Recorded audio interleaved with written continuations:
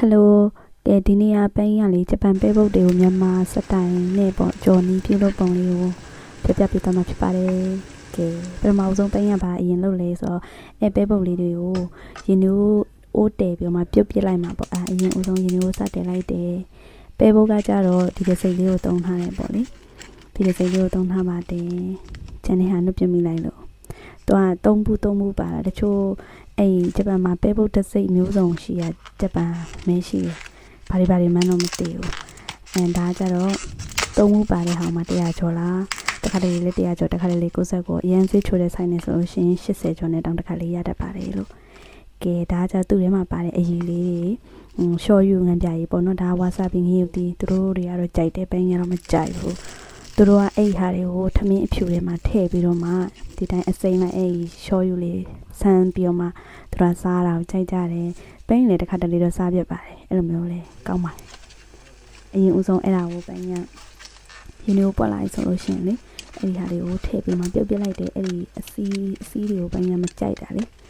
အဲ့ဆိုအဲ့အစီးတွေကိုပြောင်းစင်အောင်ပြောင်းတော့အောင်ရင်းနှီးနဲ့ပြုတ်ပြလိုက်တာပန်းရအရင်ဦးဆုံးဒါရှန်ကြလာမှဖြစ်လို့မိကိုချက်ချင်းပိတ်လိုက်ပါတယ်အဲ့ဒီအကြည့်တွေကိုအကုန်လုံးပြောင်းအောင်လေရင်းနှီးနဲ့ဆိုပို့ပြောင်းနေတယ်လို့ကိုနီးကိုစတိုင်းနဲ့တော့ပန်းရတော့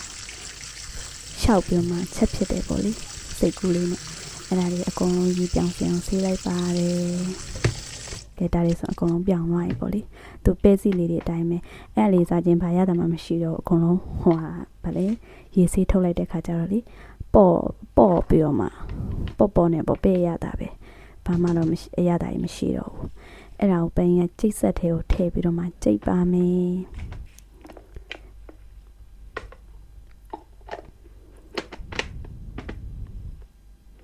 ကျိတ်ဆက်ထဲထည့်ပြီးမှ2ချက်3ချက်4ချက်5ချက်6ချက်9ချက်10ချက်8ချက်လောက်ပဲဆွဲလိုက်တာဒါပေမဲ့နည်းနည်းလေးတအားကြီးကြည်တာမကြိုက်ဘူးဆိုလို့ရှင်3-4ချက်လောက်နဲ့ရမယ်နဲ့တွေ့ဒါနည်းနည်းလောက်သွားတယ်ပိန်ကြိတ်တာလေနည်းနည်းများသွားတယ်ပေါ့ဒါပေမဲ့လည်းကောင်းပါလေဒါအထက်ပိုင်းကပဲပုတ်စတိုင်နေဖြစ်သွားတာပေါ့